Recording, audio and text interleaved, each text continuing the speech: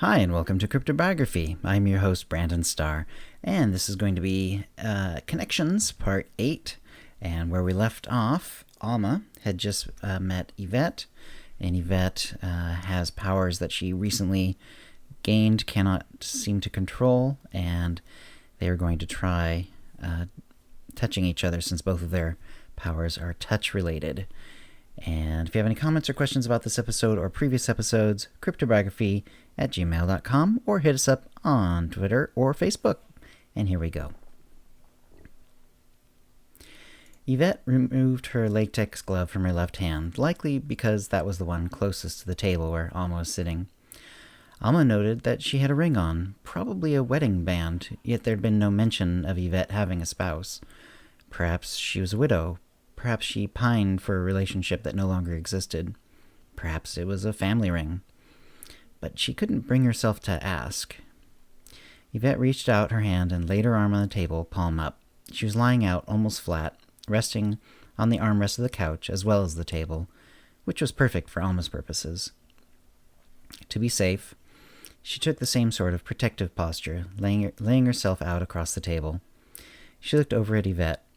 They both had their heads to the side, so she looked almost right side up to her. Alma smiled at her encouragingly and reached out.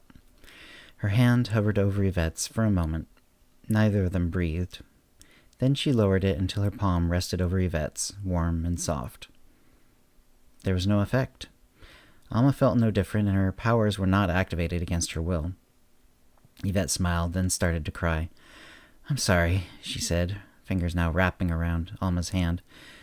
"It's just that I haven't touched anyone since I made my daughter sick." "Yes," Alma said, "that is a terrible thing.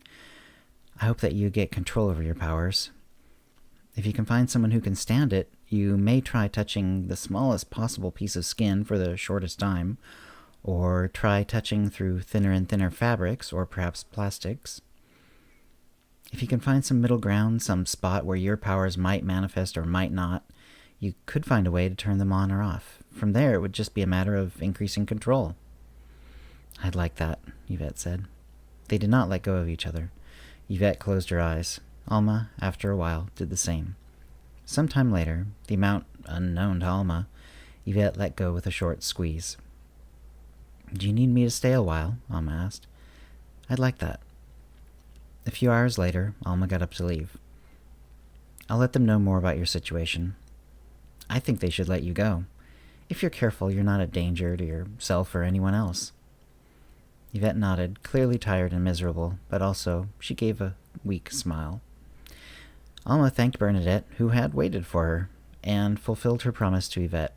Bernadette, for her part, nodded and said that she thought she could have Yvette released soon. Alma made a mental note to check up on Yvette, thanked Bernadette, and made her way out. Once in her car, she called Connor's phone, but had to leave a voicemail. This was unusual, at least when he had no special appointment, and made her frown a little. When she got home, Connor was not there. The cleaning staff was finishing up and heading home. The Rourkes paid them extra not to take any other jobs, so that they would be happily employed with only a part-time gig, and they knew their silence about the Rourkes was part of their pay. They had hired a number of single mothers and others who were extremely happy to have most of their time freed up and yet be paid a living wage. The staff were thoroughly vetted, and neither she nor Connor had ever had cause to doubt their work or their ethics. She asked around before they could head out, but none of them knew much, except that Connor had left a couple of hours before. Alma went up to Connor's office and saw immediately that he had left her a note on his keyboard. In his flowing, easy script, he had written, "Hunting Wolf." She thought about what that represented. She knew that he hated for her to join him on a hunt, even though it would make it less dangerous. He always positioned it as a sort of fail-safe or backup. If I get killed, you can pull me out and get me revived. But it didn't really make it easier. She only suffered through because of her belief in him, the same sort of belief he had in her when she made a decision that would affect them. She did what she loved to do when she had to wait for him, the only thing that let her mind focus on something other than worry. She worked. She looked up new artists and tried to let her mind connect, find out which ones were saying something to her, something that would stick. She knew it was egotistical to believe that her own opinion should have so much weight in the matter of the immortality of art. But if living a few centuries didn't allow you to believe your opinion mattered, what would? But today it didn't work. She wasn't able to separate her thoughts from what was going on with Connor. None of the art she looked at made any impression on her. She sighed and decided to go to her own office and pull up the information Connor would have given her on William Frederick Wolfe. Where he lived, where his other homes were, where his safe houses were, where his businesses were, where his money was hidden, and how he'd likely get access to it, both if he was under his current body and if he had been forced to take on another guise. It had been a few decades since they had made their last transition. She thought back on them, and it did not please her to think how short a time, really, that they would need to do it again.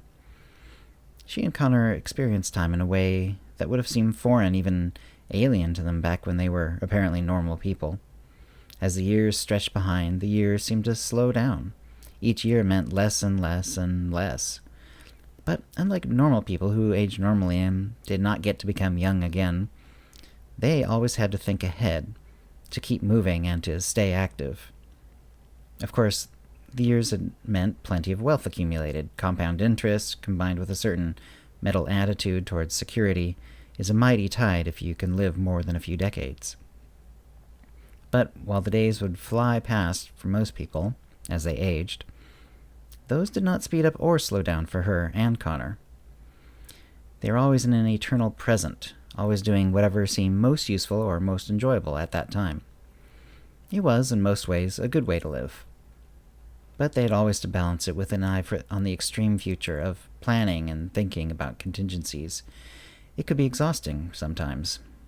She didn't know how it would be if she had to live it without Connor.